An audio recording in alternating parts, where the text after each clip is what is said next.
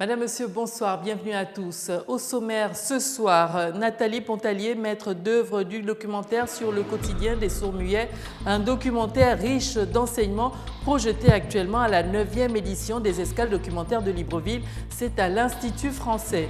Nous aurons un panel de reportages sur la culture dans cette édition.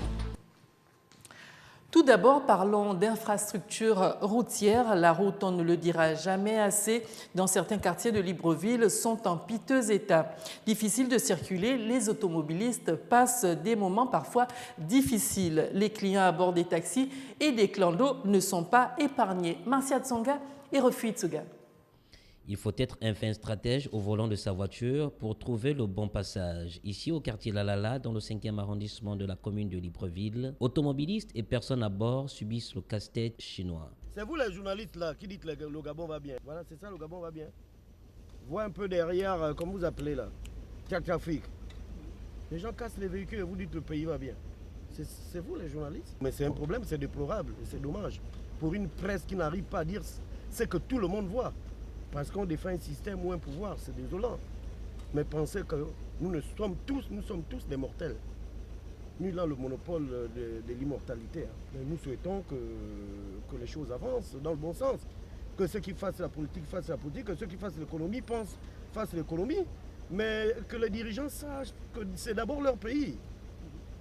Difficile parfois de circuler, ces gros nids de poules remplis d'eau, de pluie et qui se creusent le jour, occasionnent parfois quelques embouteillages. Les riverains du quartier demandent la réfection de cette voie. L'état de la route est vraiment pénible, les taxis ont du mal à circuler. Vous savez que souvent quand on prend les taxis, ils ont du mal à passer. Bon, pour nous c'est vraiment pénible, surtout pour nous les élèves. Donc on a vraiment des difficultés, vous voyez. Parfois on a même l'impression que l'eau va rentrer dans la voiture, on ne sait plus quoi faire. Vraiment, il faut que l'État puisse faire quelque chose pour nous. Parce que là, c'est plus une route qui était bien, elle est maintenant cassée, on ne sait plus comment faire. Il y a l'embouteillage partout avec des accidents. Vraiment, c'est vraiment difficile pour nous. Les habitants de ce quartier attendent tout simplement que la route retrouve sa beauté d'autrefois où les automobilistes circulaient paisiblement.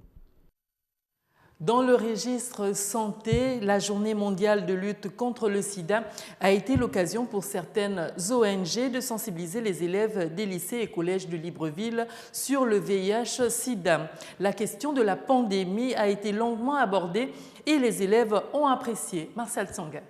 Dieu choisit un établissement secondaire de la capitale gabonaise pour sensibiliser les élèves des lycées et collèges qui, eux, sont souvent exposés à la foudre du VIH-Sida. Nous avons, n'est-ce pas, pensé à la cible, n'est-ce pas, scolaire, parce que les jeunes sont beaucoup plus touchés normalement. Raison pour laquelle nous avions sollicité un appui auprès de Total. Et Total, n'est-ce pas, est allé jusqu'au fond à nous appuyer. Et nous avons choisi pour cible des établissements aux alentours, n'est-ce pas, de la station Total. Donc. Et puis en premier qui a répondu présent, et le lycée Colbert. Ils ont répondu présent pour apprendre davantage sur la pandémie qui fait autant de victimes à travers le monde entier et surtout en Afrique où le taux de prévalence est le plus élevé. Je conseille à ma population gabonaise de faire très attention parce que de partout on peut être affecté, tels qu'elles sont au niveau des objets souillés et au niveau des sexes non protégés, au niveau des rapports sexuels non protégés. Donc, je suis vraiment content de tout ce que mon pays fait au niveau au niveau de l'organisation de la lutte contre le sida. Merci. Les jeunes prennent de plus en plus conscience de la situation du VIH-Sida. Le message de Ban Ki-moon est clair. Il appelle les dirigeants du monde entier à rejoindre l'effort collectif. Nous nous sommes fixés un objectif ambitieux vers lequel nous progressons désormais. Œuvrons ensemble pour éradiquer le sida d'ici 2030. Pour lutter contre le VIH-Sida, il faut prôner la fidélité et respecter les prescriptions bibliques. C'est en ces quelques termes que les responsables des différents mouvements interconfessionnels se sont accordés pour délivrer leur message le samedi dernier lors d'une rencontre écuménique. Marcia Tsonga, Refuit Tsuga. Ici, dans l'enceinte de l'église de l'Assemblée de Dieu, fidèles et responsables de différentes églises, sous le son de la louange, se sont rassemblés pour délivrer un message sur le feu du sida qui ne cesse de dicter sa loi. C'est un réseau communautaire qui rassemble l'ensemble des églises pour des objectifs précis. Le premier objectif, c'est entrevoir et travailler pour appuyer l'effort de l'État, l'effort des organisations du système des Nations Unies telles que le Fonds des Nations Unies pour la population, l'ONU-SIDA et l'UNICEF pour des programmes liés à la santé maternelle et infantile, au planning familial, aux grossesses non désirées, au VIH-SIDA pour les populations les plus à risque et aux jeunes d'âge. Il faut sensibiliser les jeunes face à cette maladie qui ne choisit pas sa cible. Aussi, la sensibilisation devrait-elle s'appuyer sur la morale? Nous avons perdu ce qu'on appelle la chefferie, l'autorité. Le père de famille perd son autorité vis-à-vis de ses enfants, on ne contrôle plus rien. Il n'y a aucune autorité qui fait foi en sorte que lorsque la personne a parlé, tout le monde applique. Mais au Gabon, tout le monde est chef, tout le monde est libre, on fait ce qu'on veut. Nous sommes parmi les pays où les jeunes consomment plus d'alcool, n'est-ce pas? C'est extrêmement grave. Alors il n'y a pas de mesures drastiques pour essayer de corriger les comportements. Voilà notre problème. Pendant que nous parlons de la morale, à la télévision, il n'y a aucune émission qui sensibilise la population. Mettre fin à l'épidémie du sida d'ici 2030 est possible, dit le secrétaire général des Nations Unies, mais uniquement en comblant l'écart entre les personnes ayant accès aux services de prévention, de traitement, de soins de soutien liés au VIH et celles qui sont laissées pour compte. La 9e édition des escales documentaires de Libreville s'est ouverte hier à l'Institut français. Les amoureux du cinéma étaient présents et sont venus nombreux. Martial Sanga et Refi Tsuga étaient parmi eux. Regardez.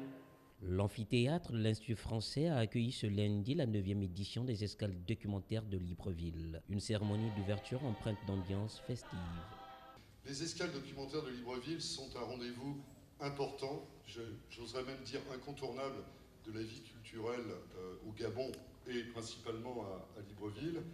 C'est une manifestation qui, depuis l'origine, est liée, conclue dans un partenariat entre l'IGIS et donc l'Institut gabonais de l'image et du sang et l'Institut français du Gabon. Et cette année, au programme, 21 films documentaires originaires, produits ou réalisés dans 9 pays différents d'Europe et d'Afrique. Il faut favoriser les échanges culturels dans sa diversité. Les escales documentaires de Libreville sont une opportunité pour les cinéastes et les cinéphiles, un moment de partage. Ces escales documentaires de Libreville sont pour nous, une fois encore, l'opportunité d'offrir aux cinéastes et aux différents publics, ainsi qu'aux productions documentaires gabonaises, une diffusion et une visibilité peu commune, d'une part, et enfin de promouvoir également nos talents, d'autre part. Ces escales documentaires de Libreville nous donnent l'occasion d'inviter les autres cultures cinématographiques, on a parlé de La Rochelle, celle de notre continent et celle du Nord, à partager une certaine idée du cinéma documentaire, c'est-à-dire un cinéma libre, exigeant, original, jaloux de sa diversité et accessible à tous les publics. Rappelons tout de même que les escales documentaires ont été créées en 2005. Objectif, revisiter les grands moments de l'histoire du documentaire, rendre hommage aux grands réalisateurs, déceler parmi les documentaires contemporains ceux qui sont le reflet de leur époque. Le Club des Silencieux, c'est le titre du documentaire d'Yveline Nathalie Pontalier. Elle met au grand jour le vécu quotidien des sourds-muets. Aussi met-elle en exergue le langage des signes qui est parfois méconnu par les concernés eux-mêmes. Retrouvons Martial Sanga.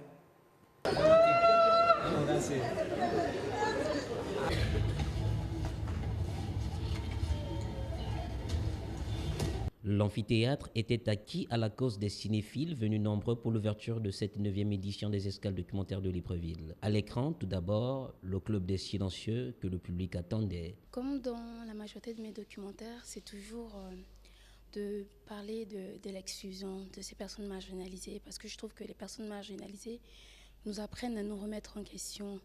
C'est important dans notre société parce qu'on n'a pas toujours le recul. Et le fait d'être face à des gens marginalisés, ça nous aide à peut-être mieux nous comprendre et aussi comprendre les autres. La réalisatrice Evelyne Nathalie Pontalier n'est pas à son premier documentaire. La préoccupation de la société, les marginaux, l'interpelle et l'inspire. C'est parti de mon avant-dernier documentaire, Le Maréchal du Roi Dieu. Mon personnage était non seulement malade mental, mais aussi il avait un problème de surdité.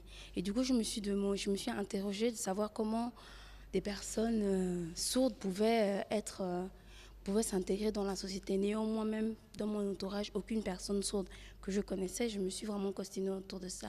Et c'est en fait quelque chose d'assez récurrent dans mon travail, de toujours interroger ces personnes-là qu'on ne connaît pas forcément. Evelyne Nathalie Pontalier vient par ce documentaire interpeller les pouvoirs publics, les parents, la société en général, d'avoir un regard humaniste envers les sourds-muets, car eux aussi sont faits à l'image de Dieu.